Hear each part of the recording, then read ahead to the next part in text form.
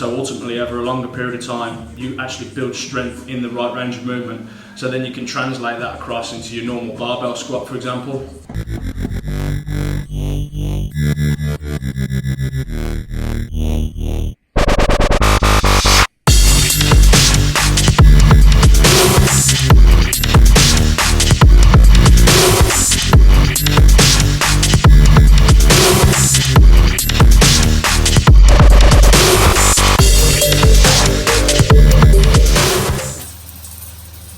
Stay with me for this video because I'm going to talk to you about the safety bar. So using a safety bar when you're squatting rather than a traditional barbell.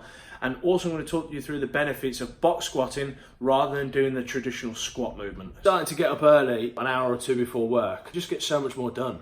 And plus I like my own time, so I like to tick things off, get emails sent, get my online program sorted for the day. And plus we all haven't got all the time in the world, so for the sacrifice of getting up an hour early, yeah, it's shit because the alarm's going off at 10 to 5 and all you want to do is just stay in bed. But if you can just get up and start to get things done, it does change your mentality for the day. You do feel so much more productive. And the productivity level that I've got is just through the roof. So that's a little tip. If you want to start to get shit done, get up at 5, get up, get things moving. So let's check out the footage now.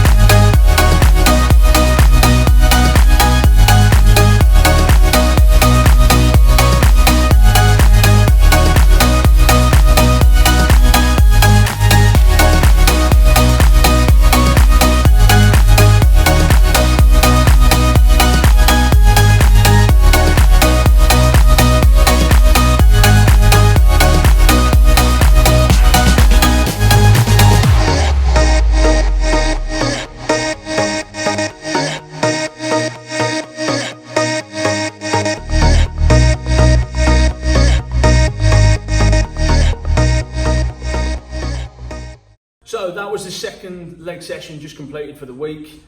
This session itself wasn't focused a lot on the load, rather it was focused on the range of movement. So in my squatting, barbell back squatting from vlog number 1, my range of movement is okay. It does need to be a little bit better. I'm just off where I should be. So the thing that's going to help me get to that range of movement is things like box squatting. So if you imagine with the box squat, like you've just seen, it pushes you into an automatic depth where you should go. And that ultimately stretches, well not stretches, but mobilizes the hips a lot better. So the mobility in my hips is very limited, so I need to work effectively posterior chain. So that basically means my hamstrings and my glutes. So by adding the pause at the bottom of the move, really forces the hamstrings and the glutes to switch back on to push you back out of the squat. So if you imagine in a normal barbell back squat, there's an elastic rebound. So as soon as you drop down, it's easier to push out because it's like an elastic band.